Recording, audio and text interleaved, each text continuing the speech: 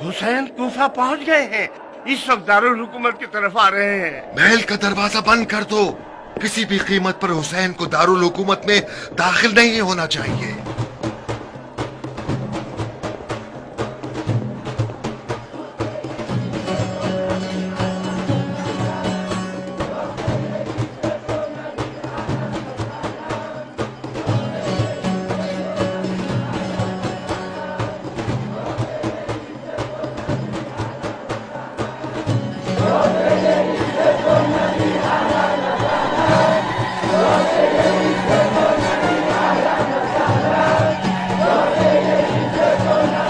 کس طرح سے دوسرا رخ نظر آ رہا ہے،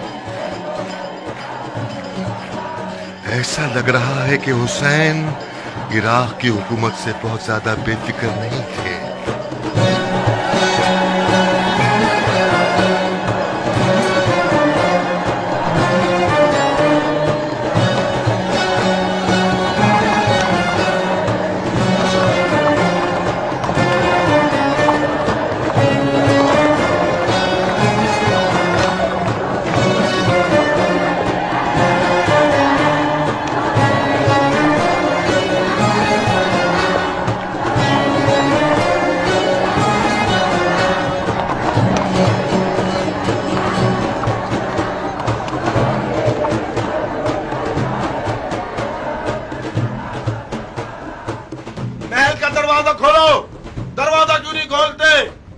دروازہ کس کے لیے کھولا جائے؟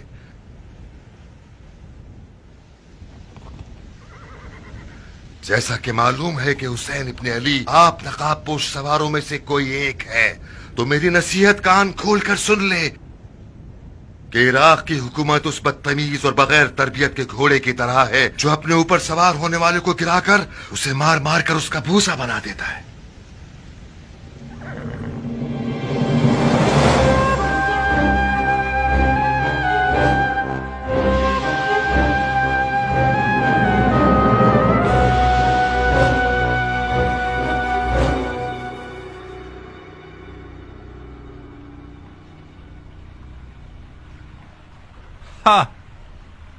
آپ کا منہ کیوں کھلا رہ گیا؟ کیا میرے سینگ ہیں یا دم؟ نہیں، میری حیرانگی کی وجہ امیر کی تدبیر ہے جو حسین کے لباس میں کوفے میں داخل ہوئے ہیں۔ اور مجھے کیا کرنا چاہیے تھا؟ میں حسین کے علاوہ کسی بھی اور کے لباس میں کوفہ آتا تو میرے ٹکڑے ٹکڑے ہو گئے ہوتے۔ آخر یہ کیسی حکومت ہے نعمان؟ پورا کوفہ حسین کا طالب ہے۔ میرے خیال سے خلیفۃ المسلمین یزید ابن معاویہ ہے نا؟ جو کچھ آپ نے ان کوفیوں سے دیکھا وہ ایک بچکانہ کھیل تھا، اگر آپ تالی بجائیں تو صفحہ پھر پلٹ جائے۔ تعجب ہے، تو وہ تالی آپ نے کیوں نہیں بجائی؟ میں اگر تالی بجانے والا ہوتا تو حاکم کوفہ رہتا۔ مسلم ابن عقیل کے چاہنے والوں کا شور شرابہ کیسا ہے؟ تمہاری نظر میں کیا وہ بھی کوئی بچکانہ کھیل ہے؟ کوفے میں شیعہ اقلیت میں ہے، جب تک یہ لوگ اقلیت میں ہیں خطرناک نہیں ہے۔ یہ حکومت کرنے کا انداز کس پاگل مفکر کا تجزیہ ہے؟ ہاں، میں نے حکومت کرنے کا یہ طریقہ گزر جانے والے خلیفہ سے سیکھا ہے۔ معاویہ مر چکا ہے۔ مر چکا ہے؟ ہاں، جیسا کہ نظر آ رہا ہے اس کا طرز حکومت بھی اسی کے ساتھ دفن ہو چکا ہے۔ تمہیں مسلم بن عقیل کے ارادوں کی خبر تھی اور خلیفہ کے کہنے کے مطابق اس کو اور اس کے ساتھیوں کو تم نے آزادی کا موقع فراہم کیا ہے۔ اس بے توجہی کا نتیجہ یہ ہوا کہ وہ مسلط میرے ہاتھ سے نکل گئی ہے اور فی الحال آپ اس پر سوار ہیں۔ خلیفہ نوجوان ہے اور ہم جیسے بوڑھوں کو پسند نہیں کرتا، اور پھر آپ نوجوان لوگ خلیفہ کی زیادہ مدد کر سکتے ہیں۔ ہاں، بہت خوب بڈھے سیاستدان۔ مسلم کہاں ہے؟ میں نے سنا ہے کہ کوفے کے اطراف کے قبیلوں سے بیعت طلب کرنے کے لیے کوفہ سے باہر نکلا ہے۔ سنا ہے اس نے۔ تم کوفے کے حاکم تھے، تمہیں دیکھنا چاہیے تھا۔ اسی وجہ سے کوفے کی حکومت آپ کے حوالے کر رہا ہوں۔ میں سنتا ہوں اور آپ دیکھنے پر قدرت رکھتے ہیں۔ واقعی؟ مذاق تو نہیں کر رہے آپ؟ بالکل نہیں، یہ بات میرا دل جانتا ہے۔ اور پھر جو آپ حسین کے لباس میں کوفے میں داخل ہوئے ہیں، یہی آپ کی عقلمندی اور ہوشیاری کی بہت بڑی دلیل ہے۔ کوفہ ہمیشہ سے رند لوگوں کے آگے جھکا رہا ہے، اور بے شک آپ کی سیاست انتہائی رشکاور ہے۔ میں بیجا تعریف اور خوشامد کو پسند نہیں کرتا نعمان۔ مجھے شک نہیں ہے کہ تم خلیفہ کے وفادار ہو، مگر کوفہ کے بالکل الٹے حالات نادانیوں کا سبب ہے۔ مجھے کوفہ پر مسلط ہونے کے لیے باوثوق خبریں چاہیے۔ محل میں رہیے گا، مجھے مشیر کی ضرورت ہے، جا سکتے ہیں۔ آپ سے مشورہ کرنے کے لیے میری زبان بیکار ہے۔ آپ کو مجھ جیسے شخص سے مشورے کرنے کی کوئی ضرورت نہیں ہے۔ یعنی تم نہیں چاہتے کہ جو بکواس ماحول تم نے بنا رکھا ہے اس کی تلافی میں میری مدد کرو؟ یہ نہیں کہ میں نہیں چاہتا، بلکہ نہیں کر سکتا، کیوں نہیں کر سکتے؟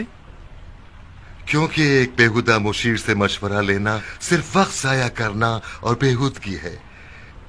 ایک معزول حاکم ہونا میری نظر میں زیادہ عزت دار راستہ ہے بنسبت یہ کہ ایک بیکار حاکم رہوں۔ میں نے چاہا کہ تمہارے حق میں لطف و کرم کر دوں۔ تمہارا جرم صرف نادانی نہیں ہے، تم پر سازش کرنے والوں کی مدد کرنے کا الزام ہے۔ مسلم تمہارے داماد کے گھر آیا اور تم نے مختار ثقفی سے رشتہ داری کی بنا پر ان بیت توڑنے والوں سے جان بوجھ کر چشم پوشی اختیار کر لی۔ تو پھر کچھ دیکھا؟ نہیں، پھر باغیوں نے بھی وہ سب کچھ کیا جو ان کا دل چاہا۔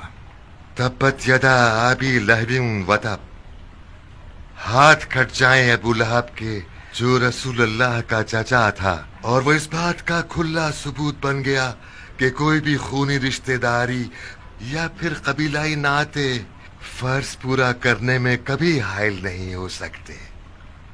جب سنا کہ مسلم مختار کا مہمان بن گیا ہے تو بلا دریغ اسے حاضر کروا کر اس پر اتمام حجت کر دی اور اس سے ہر طرح لا تعلقی کا اظہار کیا، اور کھلم کھلا مسجد کوفہ کے ممبر پر اس سے اور یہاں تک کہ اپنی بیٹی سے برات کا اعلان کر دیا۔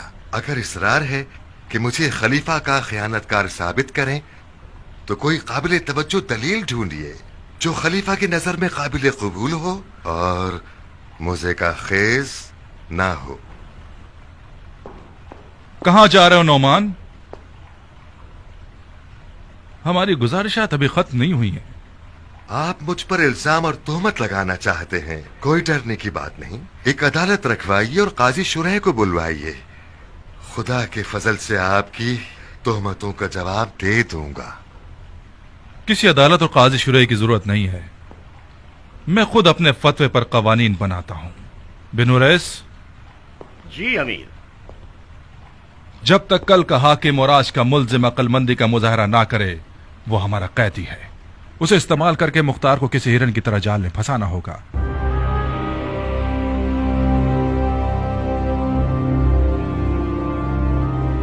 اطاعت حاکم مجھ جیسے فوجی کا کام ہے، یہ وہ سبق ہے جو خدا آپ نے مجھے سکھایا ہے۔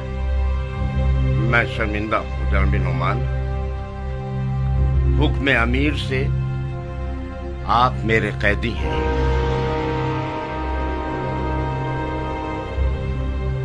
حکم تو آپ کا ہی چلے گا، یہ آپ کی خام خیالی ہے کہ اس چال کے ذریعے سے مختار کو شکار کر سکیں۔ میرا انجام مختار کے لیے ایک مچھر کی قیمت بھی نہیں رکھتا۔ یہ وہی تھا جس کی وجہ سے میں امیری کے تخت سے نیچے آ گیا۔ آپ توقع کرتے ہیں کہ مجھے آزاد کرانے کے لیے اس کا دل جلے اور وہ خود کو آپ کے حوالے کر دے؟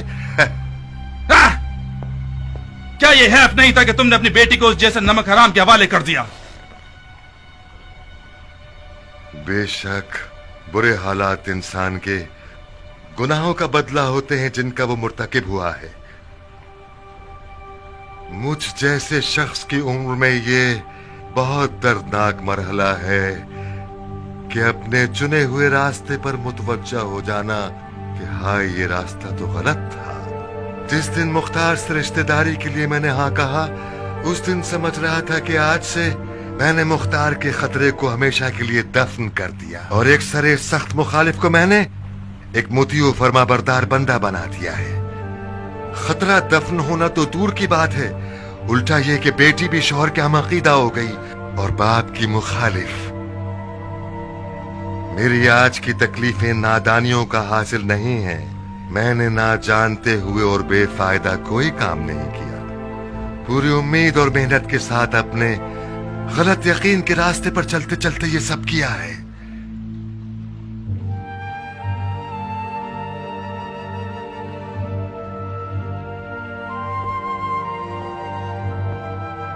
मैं गुलो जंजीर के लिए तैयार हूं बिन हुरैस। नहीं बिन हुरैस, नहीं। हमें जवाब मिल गया। मुख्तार को फंसाने के लिए कोई कीमती बकरा ढूंढना पड़ेगा। तुम्हें रुखसत दी हमने नोमान। यहां से कहीं दूर मत चले जाना। तुम कूफा और कूफियों को हमसे ज्यादा जानते हो। तुम चाहो तो बहुत से राजों के लिए खजाने की चाबी बन जाओ।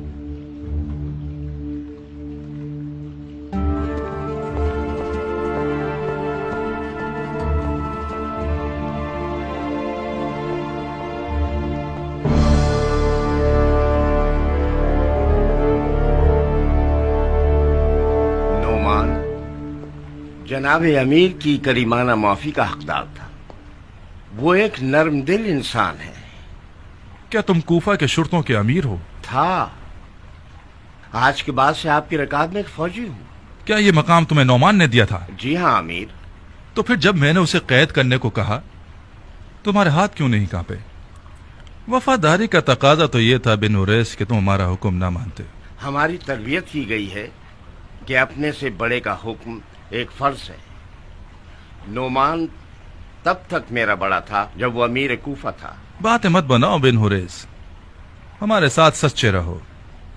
ये कहो कि अपने मकाम मनसब के हाथ से जाने से डर रहा था। हाँ, कुछ थोड़ी बहुत अपने मकाम की भी फिक्र थी मुझे। शाबाश, ये हमारे लिए काबिल कबूल जवाब था। जब तक हमारे पास और हमारे साथ हो, करीमाना मुआफी और बख्शिश से गुरेज करो, और नर्म दिली से भी। ये अल्फाज हमें फरेब नहीं देते। हुकूमत के लिए सबसे मौलिक तरीन आफत नर्म दिली है। नोमान का अंजाम देखा तुमने? नोमान बहुत खुश नसीब था कि उसका सरदार पर नहीं लटकाया गया। नर्म दिली से हुकूमत तो नहीं की जा सकती सरदार। एक हाकिम रिंद अपने जज्बात से सौदा करता है, माफी और बख्शिश से नहीं। बिल्कुल आपकी तरह कि आपने एक मुश्किल इम्तिहान में जज्बात का सर कलम कर दिया और सुरखरू हो गए। अच्छा सौदा किया तुमने, मुबारक हो तुम्हें। तुम अपनी जगह बरकरार हो गए बिन हुरैस। तमाम बामनसब बाअसर और कूफा के बुजुर्गान को आज रात खाने पर दावत दे दो, तमाम मुखालफीन समेत। जो हुक्म आपका। उम्र साद हाथ से ना निकले। सुसर ना हुआ, बहनोई हो गया। तुम्हारे बहनोई के हाथों तुम्हारा गला घोंट दूंगा मुख्तार।